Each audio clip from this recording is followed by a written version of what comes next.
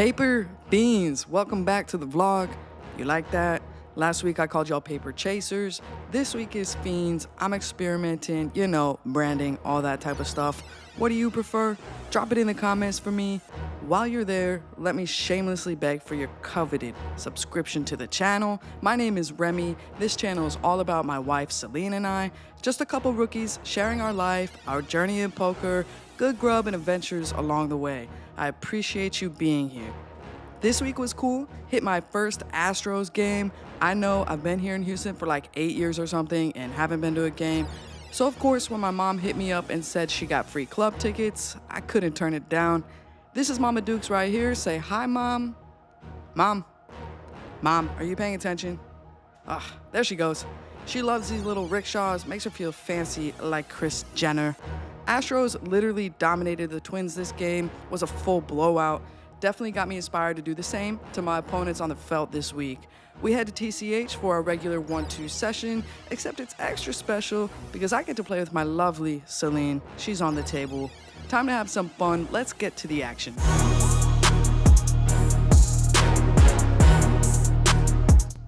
First hand up, there's a limp ahead, and sometimes when I sit down at a new table, I have to ask what kind of 1-2 table is it? Are we doing normal $10 raises, or is it a 1-3 wannabe with $20 opens? This one is normal, so when I look down at King Queen offsuit, I raise, and $10 it is. Button calls, both blinds, and the limper obliges, off to the flop. It's gonna be King of clubs, 4 of diamonds, 8 of hearts. Small blind is gonna lead $20, so when it falls to me, I just go and decide I'm gonna kick it up immediately to $60. You might be thinking, why raise? We're gonna scare away any bluffs, any 8x, but hear me out. Yes, when we get donk leads, it is players trying to feel out where their hand is. Weak top pairs, yes, some 8x, but crafty players can lead with crafty things. My small blind opponent is a crafty player, so I decide any of his hands he's getting crafty with. He's gonna try to crack me, he's not folding. Let's just go ahead and get the money in now. Immediately we get some table talk from him. Is it 60? Oh, you do not know what the fold button is on mine, huh? And he makes the call. Turn is the 10 of clubs. I like this card because some of those creative leads are backdoor heavy, like backdoor straights. Think the 9-10s that now have a pair, or Jack-9, Queen-Jack, or backdoor flushes like 8x of clubs, Ace-4 of clubs. All those hands should be really willing to continue. He checks to me, pot is $170, and I elect $80, deciding to give all those hands a nice price. How much is that? 80. I like the way he said that. Seems like he's intrigued. Seems like we're gonna get a call type tonality. Not sure if I even like this half pot sizing. I think we can get more from the draw part of his range, the King X part, but smaller can allow all the 8x and straight draws to peel more comfortably. Kinda just don't like it. Then I definitely don't like it when he makes the fold, and even more when he hits us with a... So if I tell you I had a king on 1 to 10, how fucked was I? Probably fucked. I had the best king. That's what I was wondering. Yeah, I guess you guys are right. Probably coming off too strong on this line and lost out on value. Maybe been watching too many EPT main events lately, but good fold to him. Easy money on this one. Under the gun raises. We make the call with King 4 of diamonds. The button comes along. Hit a king high board. Checks to me. We bet. We win. 1-2. It's been really chill for now until this guy in under the gun opens for $20. The loser in seat 1. Players know I'm vlogging, so we're being a bit cheeky with the vlogging jokes. Under the gun opens for $20. I'm next to act with 8-7 of diamonds. Definitely some crackers. I make the call, hijack calls, and we go 3 ways to the flop. Flop is King of diamonds, 6 of spades, 3 of diamonds. Under the gun bets $40. I make the call, and so does the hijack. Turn is 3 of clubs, not the card we're looking for, and under the gun doesn't like it either. It ends up checking around. River is now the 10 of clubs. Under the gun is gonna go ahead and bet. Interesting line, the bet check bet line. Seems like queens, jacks, maybe he just rivered a set. Or it could be a bluff, since both me and the hijack had the opportunity to bet on the turn and we didn't. He's probably thinking he could just go ahead and get through. Of course, I just have 8 high. I wish I could have found a bluff here, but with the hijack behind me and having no idea anything about the under the gun player, that $20 open Good reason, bigger open, bigger hand. So I just get out the way and hijack makes the call with pocket nines. They're gonna take this one down versus under the gun's ace queen. Last hand on this table, we got pocket eights in the big blind, 5 players limp, and I squeezed to $20. Hijack is our only customer, and heads up, we go. Flop is king of spades, 9 of spades, deuce of clubs. Looks like a pretty flop, some woo woo woo in there. Third pair, I guess, not bad. King high board, just gonna bet my whole range here, $30. And I don't think he believes me, but he folds and we take it down. I say last hand on that table because Sileyne and I felt like playing a tournament. Haven't played one since the Atlas tour. This one tonight is only 25 bucks, so why not? We take our $130 profit and we go fire. A $25 tournament it is, lots of table talk and shenanigans. We have a player on our left who is also a vlogger. You have like a YouTube channel? A baby YouTube channel, yeah. I do too. His channel is called E-Money Poker, all one word. Go ahead and give the man a sub. Community is important and it costs nothing to help a fellow vlogger out. He's nice, we're being buddy-buddy. But then my man goes off and leads into my pot and takes it away. Forget everything I just said. Go ahead and take that sub back. E-Money scoops me. We're starting vlogger battles right now. Oh, no. We'll have a fake rivalry just for the clicks. Yeah, just for the clicks. We are in late position. Got queen jack offsuit. Nice hand. We gotta let it go when we see an early position raise for someone who likes to limp, and then they get 3-bet. So yeah, into the muck. 800. We hear the dealer say 800, and that sounds like a good raise to me. We kick it up to 800 with king jack offsuit. Big blind apparently disagrees with me because he makes it 13,000. 13,000, bro? Jeez. You know how to play poker or what? And another one in the muck. It's okay, no muck for this one. We got pocket queens, of course, gonna open it up. Small blind says he's gonna give us some action. It's the same player who made that funny comment last hand. Flop comes 10 of clubs, deuce of diamonds, 4 of hearts. He checks it and we continue for 1.1K. He makes the call. Turn is 6 of diamonds, and now the small blind leads for 3K. It's of course an easy jam for me. I mean, check out my stack. Small blind is here for a good time. He makes the call and we're in great shape against 5 of spades, 6 of hearts. He floated the flop with a gutter ball, picked up a pair, and decided, hell, run it. Dealer, don't get fancy. Wait. That's 4s and 9s and queens and 6s. Queen second. That's fine. I was like, where's the 9? I was looking for who had the 9s. And we hold pocket queens, getting us the double up. This time we pick up queen jack offsuit again. Just listen to this table talk. Where the dudes at? We got one player in Diddy mode, another player getting coached by a rubber ducky. Definitely some characters today. We kick it up to 2,500 and we get the same opponent before, our man who's been trying to find dudes all night, but somehow just finds himself in pots with us. He makes a call and so does the limper. Oh, wait, I got a little extra. What's that on top? That's my Coliseum. Oh shit, man. Are you not entertained? I like you. Flop is king of clubs, 9 of diamonds, 2 of spades. Checks to me, this board is great for my range. I have a gutter to the nuts. I bet out 2K. Only Lil Diddy makes the call and we're off to the turn, which is the 9 of hearts. Full badoogie on the board, so he checks it to me. We hear Ace queen no good. ace queen no good, 4,000. It's pretty funny, it doesn't deter me. I can't feign any weakness with this player. Who knows what sort of backdoors he's chasing, maybe some backdoor baby oil. So I gotta keep telling my story and keep my bluff small, a very confident 4K. All right, ace queen, good. Yeah. Hold on. I'm gonna fuck with you. And of course, we got a show for the bands. That's drunk. Yeah, what's up? He baby all drunk. What the dude say? Baby oil. Baby oil.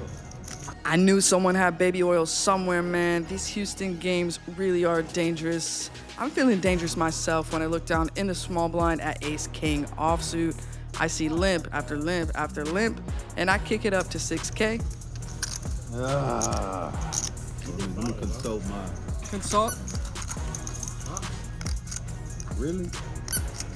Hey, He said give her action. He said get the fuck up out of that shit, No, bro. no, she's sharing life. He said get the fuck up out of that shit, bro. He said, All right. oh, hell yeah, man. Hell no. Oh, yeah. It get On the button, we got MP opening it to 2K. I make the call with Queen 8 of spades. Terrible call, really. This can just be an easy fold, but of course, I know the cascade of limpers will call, price me in, and having a suited queen on the button in position, I convinced myself it's worth it. he get little chips. He want to get tight now. Loose ass. Lose it. No diddy. No diddy. Booty. No diddy. Because I knew where you was going with that. Yeah, booty. Who raised that? Did the pro call you? Go play it. Y'all dead. Dang, bro. Y'all dead. Bro out there. I love Diddy. Where you at? Flop comes out 10 high, no spades. I'm mentally folded when it gets to the pre-flop razor. They continue, get a caller. I'm just here for the table entertainment at this point. You want to have these freak offs. You in the right place. These guys are funny, but not really dialed in, not really getting any skill benefit or any value from this type of game. Seems like I'd be lucky to even make it to break at this point. I'm so tired of you, sir. Just want you to know, sir, I'm so tired of you, sir. Well, thank you, Captain Rubber Ducky, just saying what we're all thinking. But maybe this tournament will go our way when we look down at pocket aces. Our otherworldly visitors came to abduct me from this place and hopefully move me into the chip lead. It folds to me and I open to 2K. Somehow we go 5 ways, and this time Captain is ready to tango, and so is little Diddy per usual. This man likes every card and probably every gender. Flop comes out, ace of diamonds, 5 of spades, 6 of spades, hitting the nuts. Even better, Diddy leads out for 3K. I'm not slow playing, I want all the chips in. I'm happy to get it in against a flush draw, weaker ace X, straight draws, 2 pairs. Let's do it right now. I kick it up to 10K and then 10,000. All in for that. All in for that. Captain moves all in for less. Diddy's gonna make the call. He's already ready with a pre-bet of 3K going into the turn. I love to see it. This makes me feel even better about my hand and what I'm up against. Gotta be a solid 2 pair, or man, please let it be a set. That would definitely be the dream. Turn is 10 of spades. I don't love it, but maybe Captain has a flush draw and was ready to run it regardless. Diddy having his pre-bet ready before even seeing the spade doesn't scream draw to me, screams already made hand and nothing more made than me. So of course I jam all in and he's gonna snap it off. Booty with hair. All in. All in, come. Okay. A four. Okay. Get out of here. You All done. right. Come on. Pair the board. Why? Pair the board. He's got 2 year out. Fuck. No. No. What you said? Too bad you didn't have the aces. I know. Yeah, that would have been No, nice. I'm saying. Fuck, just pull it. Pull it. Alright, If I lose, if I That lose, queen. Ten. Bro, your Stop. suited queens are unbeatable. if I lose, I lose. You gotta say it in a high pitched female Oh, voice. I'm still alive. They had the opposite hands I was hoping they had. Just can't beat these crazy cats. This table is all the crazy I can handle for the night. No need to rebuy and continue to gamble. I'd rather just take my happy ass back to the cash tables where I belong. Back to cash, back to playing solid poker, and what better hand than to start with? We got pocket jacks. Mid position opens to 10 bucks. Low jack and button are going to call. I'm in the small blind, I'm out of position. I raise it to 50 bucks. This is smaller than my usual in this spot. I typically elect 5x the raise plus the callers, which means I should have gone to 70 bucks. Seems big, I know, but these low stakes are always call happy, so we're going to extract more value, hopefully thin out the field, and then sometimes we just take it down right away. The MP is gonna call and we go heads up. Flop is 9 of diamonds, queen of hearts, 4 of diamonds. Mid position checks it to me and I go 45. He's gonna raise it to 125. I don't know what was going through my head. I'm likely experiencing some delirium from that crazy tournament, but I look down and just swiftly jam my stack in. I think this is always gonna be terrible. It's low stakes. I don't know this player, so I have no idea if he's doing this with a diamond draw, but since I'm holding the jack of diamonds, the queen's already out there, that makes it less likely. I'm almost always running into a queen here, maybe even worse, like a set of 9s. He quickly makes a call and we just rip it. And to no surprise, my opponent flips over the best hand, ace, queen of spades. So much for solid poker. My fresh stack got crippled in that last hand, so I add on for an additional 200 bucks, putting us at 245. We're in the low jack with ace of diamonds, 9 of diamonds, plus 1 limps. MP kicks it up to 11 bucks. We make the call, big blind makes the call, and so does our plus 1 limper. Flop comes out, queen of clubs, queen of hearts, deuce of clubs. It checks to the mid position and he c-bets for 21 bucks. Betting out into 3 other players is pretty strong, but this player must be a doctor or something because he's at the table reviewing patient notes, going over records and such. Kind of out of line for a doctor, but also not fully paying attention. I also notice he just keeps throwing an extra $1 onto every action he does. I don't know, just weird. So even though I only have ace high and there's 2 people left to act, I make the call having devious attentions ahead. This should probably just be a fold when we have 2 players left to act and no diamonds on the board. Luckily, the other players do fold and we go heads up. Turn is the 3 of hearts. He bets 21 bucks again, and one of the exploits I've picked up is same bet from flop to turn lends to a weaker holding. 2 flush draws now available. If I had a queen or a strong pair here, or even a draw myself, I'd always want to bet bigger. I make the call, plotting a move on the river. River is the 5 of diamonds, and he bets $21 again. I don't think my ace high is good here, although both draws brick, so it is possible. He's betting a 3rd time though, so that should be more value than bluffs, especially since I've shown strength by calling him down. Problem is, that's all I've done. All I've done is just call here, so my hand really looks like I'm on some sort of draw. Just like I reason a queen should bet bigger on the turn, a queen should probably also raise the turn if that's what I had. So despite me not repping much, I go for the bluff river raise and I raise it to 70 bucks.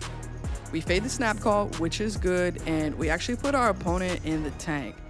But then he hits us with the, all right, I'm gonna keep you honest, and flips in the call. Taking this pot with pocket 8s. Just not playing my best today, getting too in my head, too stubborn, too fancy, trying to outplay everyone, and I'm really only playing myself. Back down to 105 bucks. We are on the button with king, queen of spades. Cutoff raises to $11 and we call in position, off to a flop heads up. It's 5 of spades, 9 of clubs, 3 of hearts. He c-bets for $21, that pesky extra $1 again. I have 2 overs, some backdoor spades I could pick up. Despite being short stacked, I don't want to knit up too much and not realize any equity. I make the call. Turn is jack of diamonds, so we pick up a gutter, but really wish it was a spade. Cutoff must be sick of me too after trying to bluff him on that last hand and decides he's just not going to give me another shot to do so. He jams, covering my stack, and of course I just got to let it go. Well, now I'm down to $73. Bunny just came up to the table to tell me she got knocked out of the tournament and she's done for the night. So of course it's a no-brainer when I look down at pocket 10s, just going to jam it all in. No one wants to cheer me up, so unfortunately, that's all she wrote. Next is ace 3 of clubs. I'm ready to go at this point, and I'm just looking at spots to catch a double up, and a nice suited ace seems like it's good enough.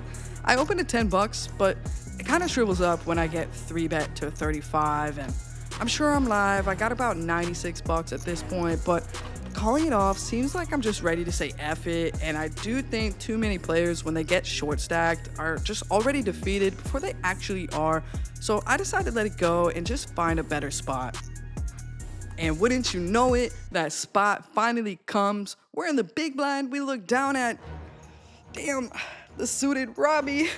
Well, who knows, maybe we get lucky. It's been known to earn $1 or 2, but nah, that's not the case this time.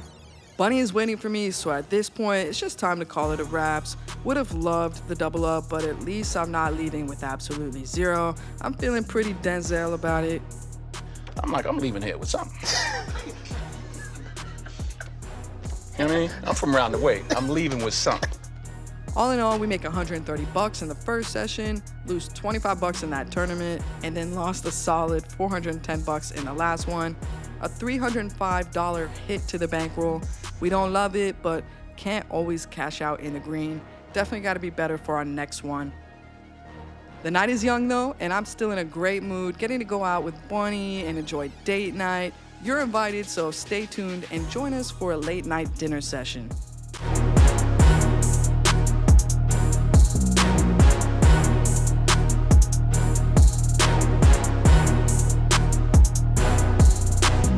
It's late, it's time to eat, but after a long session, most of the joints are closed except Shoku Ramen.